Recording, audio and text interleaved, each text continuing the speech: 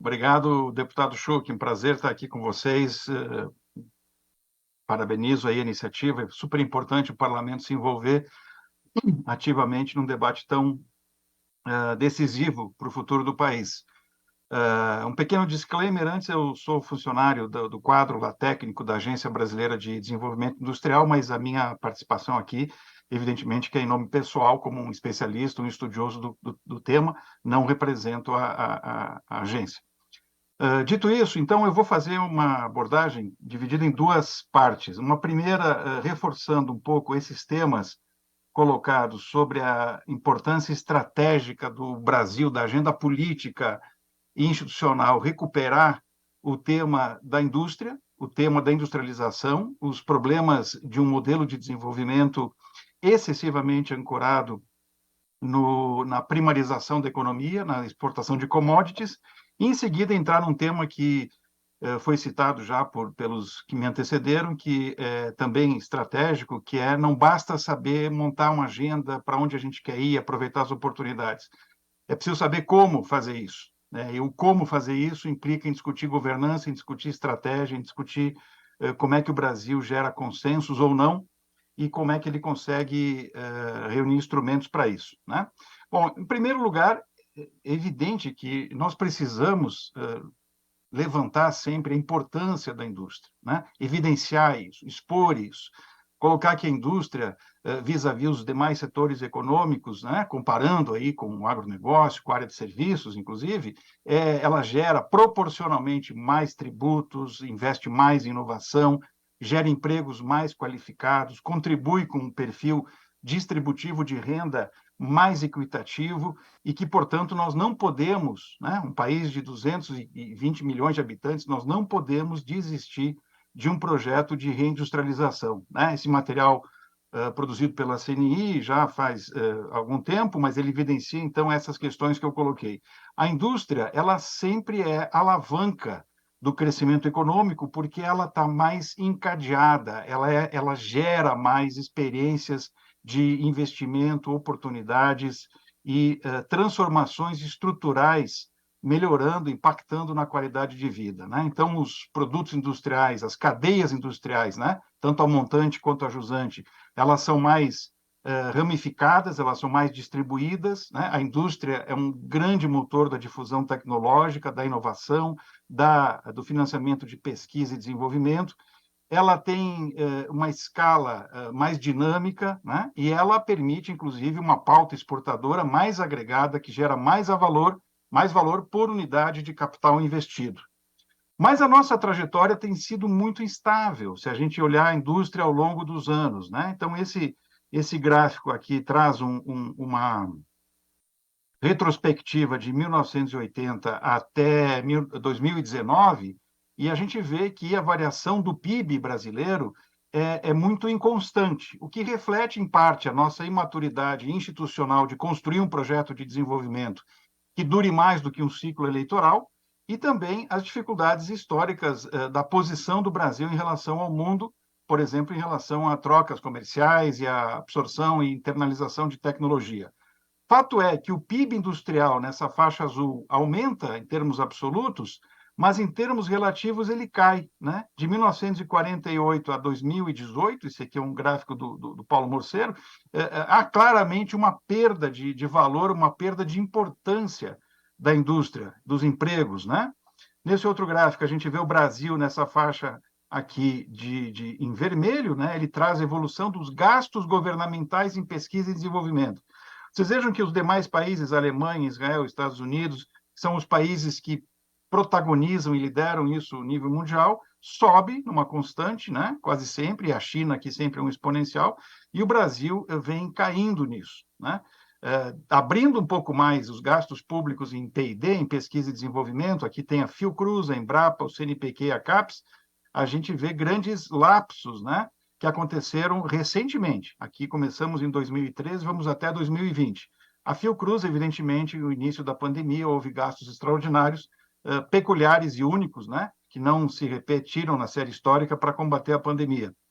O nosso grande deputado, o nosso grande fundo de desenvolvimento de ciência e tecnologia, o FNDCT, criado nos anos 60, junto com a FINEP, ele vem sido estrangulado, né, ao longo do tempo. Em 2014, 2015, aqui uma queda abrupta de recursos disponíveis, né? O próprio Congresso se envolveu muito na última legislatura para tentar recuperar uma parte da capacidade de investimento do FNDCT, que é administrado pela FINEP e que, ainda bem, recuperou em parte o seu funding para investimentos, né?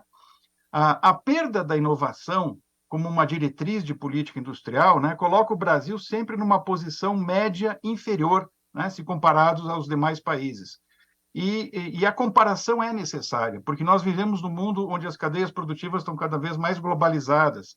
E é evidente que, comparando com os Estados Unidos, o Roberto Alvarez já citou isso, a nossa diferença de escala, aqui está em vermelho que os norte-americanos investem em P&D 2012 a 2021, e em verde, quase imperceptível, que o Brasil investe.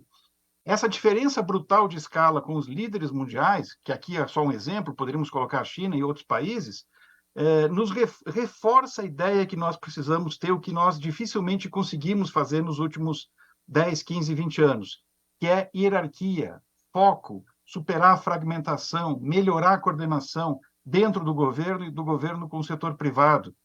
A própria pesquisa que o IBGE faz para avaliar o nível de inovação das indústrias vem demonstrando isso, uma queda constante, né, nas pesquisas feitas de 2009 para cá. Resultado é que nos rankings e nos indicadores internacionais de inovação, de investimento em P&D, o Brasil sempre amarga nas últimas posições, né? O que não seria novidade depois desses dados todos. Nós vemos isso nas exportações, né? As nossas exportações, a participação dos setores de maior valor agregado na indústria de transformação, nesse gráfico, nessa linha mais escura aqui de cima, ela vem despencando, né, nos últimos 10, 15 anos, o que revela um alerta perigoso para a primarização da pauta do país, né, de exportações. Aqui a participação por intensidade tecnológica, né, então de alta e média tecnologia em azul, também um movimento descendente constante, né? Aqui vai de 2001 a 21. O que acontece? Essa figura, deputado e demais colegas de banca, é extremamente interessante. São os produtos que têm o maior quantum de exportação em estados. Então, a gente vê que, de fato, nós vivemos hoje no Brasil um processo acelerado de especialização regressiva, como os economistas chamam, né? O que revela uma perda de complexidade que vai repercutir no aumento de desigualdades regionais e numa primarização da exportação e do próprio país. Isso significa empregos de menos qualidade, com menos remuneração, mais concentração de renda e capital, menos desenvolvimento regional e menos inovação. E é um círculo vicioso, deputado, que acelera esse fenômeno, né? A prematura desindustrialização do Brasil. Esse gráfico é interessante, ele traz aqui o percentual da manufatura no PIB, né? na barra vertical, e na barra horizontal o PIB per capita. Então, vocês vejam que os países desenvolvidos, eles tendem a perder espaço para a indústria porque eles substituem a indústria por serviços de alto valor agregado, design, informática, TI, marketing, pós-venda, etc. No Brasil, isso aconteceu rapidamente quando a renda per capita já estava em 10 mil dólares, né? Enquanto os países desenvolvidos só se desindustrializaram com renda per capita 3, 4, 5 vezes superior a essa, o que dá outra dinâmica. É por isso que a gente precisa de política industrial. E é por isso que, em 2018, a UNCTAD, no seu relatório anual, publicou que já havia mais de 100 países que tinham formalmente alguma política industrial. A crise de 2008, a pandemia, a grande entrada na China de produtos industrializados em países onde antes não entrava, quer dizer, tudo isso está estimulando a política industrial. E nós temos uma aprendizagem a fazer com o mundo, né? Tanto a OCDE quanto o FMI, o Banco Mundial, hoje eles recomendam que os países repensem as suas estratégias industriais. E nós precisamos, inclusive, aprender quais são as prioridades que os países desenvolvidos estão colocando na mesa como um desafio, na forma de grandes missões a serem conquistadas e construídas, né? Mas, para fazer isso, né, nós precisamos reconhecer o Brasil e os potenciais também que o país tem. Né? O Brasil é o 13º maior produtor de conhecimento científico, se a gente adotar o número de trabalhos publicados. Quer dizer, nós formamos 20 mil doutores por ano. Né? Quer dizer, onde estão eles? O que estão fazendo? Né? Nós temos recursos, a rede de laboratórios científicos espalhados pelo país, ligados ao MCTI, Ministério de Ciência e Tecnologia e outros, também não é desprezível. Nós temos o Sirius, por exemplo, que é um grande feito da tecnologia, da ciência nacional e da universidade brasileira. Então, nós sabemos que, se nós tivermos planejamento estratégico, coordenação e vontade política, nós podemos avançar. Planos não faltam. Né? Eu fiz uma coletânea aqui de 2018 para cá, a quantidade de planos setoriais específicos é enorme. O que nos falta é uma estratégia. E quando a gente fala em estratégia, a gente tem um grande problema da coordenação. O nosso ecossistema institucional envolve administração direta, indireta, institutos de pesquisa, sistema S, etc., é um grande caleidoscópio, um labirinto que precisa e demanda intensa coordenação. E nós aprendemos muito, deputado, com as políticas industriais mais recentes, né? Com a política tecnológica, industrial tecnológica de comércio exterior, que o Roberto Alvarez fez menção em 2004, com a política de desenvolvimento produtivo em 2008 e com o Plano Brasil Maior em 2011. E o que essa experiência nos ensinou? Né? Repetir o passado não é uma opção. As janelas de oportunidade mudaram. Política industrial depende de incentivos e da iniciativa do setor privado.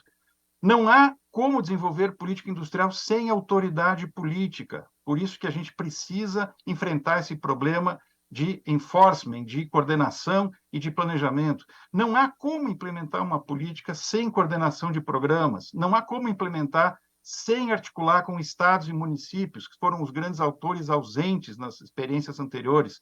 Não há como implementar a política industrial sem coordenar com o setor privado. Né? Não há aprendizagem sem monitoramento e avaliação de impactos e resultados.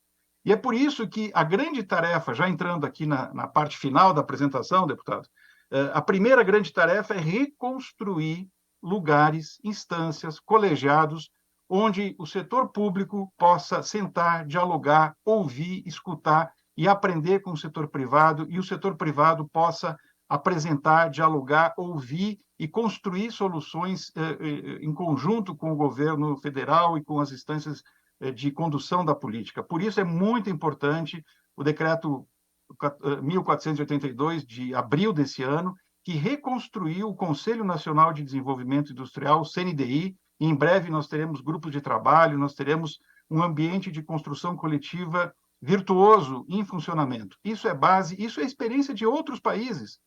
Quase todos os países têm conselhos e a ausência desse conselho nos últimos 6, 7 anos custou caro ao país, custou caro ao país.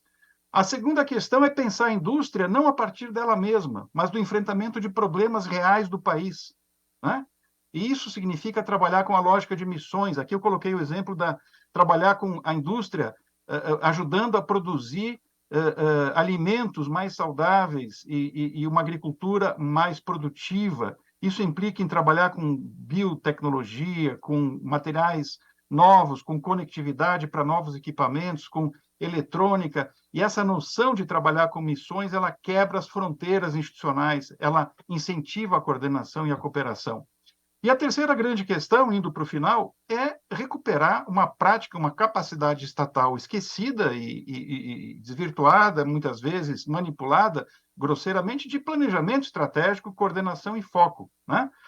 Políticas industriais são, por natureza, complexas. Né? Nós vimos, inclusive, nas apresentações anteriores, demandam escolhas, hierarquias e foco. E para fazer escolhas é preciso renunciar a outras. E é preciso ter argumentos sólidos para sustentar isso e pactuar na sociedade, porque nós temos que gerenciar vários grupos de pressão, todos eles em busca de alto benefício. Falhas de governo não são raras, são comuns. Há sobreposição de políticas, há políticas que faltam, né? Há problemas que não são analisados, há muitas soluções em busca de problemas. Existem ainda muitas práticas patrimonialistas e clientelistas na alocação de recursos. Tudo isso precisa ser enfrentado. Como? com retomada do planejamento de médio e longo prazo. E é interessante falar nisso, porque nós estamos hoje no governo federal elaborando os programas do próximo plano plurianual, que vai vigorar de 24 a 27. Monitorar e avaliar resultados, impactos e coordenar instrumentos com as diretrizes. Então, é preciso inovar nos instrumentos regulatórios, fiscais, creditícios, financeiros, tecnológicos. Senão a política industrial fica uma declaração de intenções, fica um conjunto de PowerPoint colorido. Se lá não tem materialidade em instrumentos viáveis, disponíveis para pronto emprego por organizações que funcionem, ministérios, bancos públicos, agências. Né? Então é isso, deputado. Acho que são essas questões fundamentais para a gente trabalhar esses temas. Obrigado pela oportunidade. Nós te agradecemos, professor. Muito agradecido, obrigado pela sua manifestação clara, um pouco rápida, eu percebi, mas ficou tendo tempo, graças a Deus. Tudo certo. Agora vamos ouvir uma voz feminina. Queria registrar também que passou aqui o deputado Kovács Filho.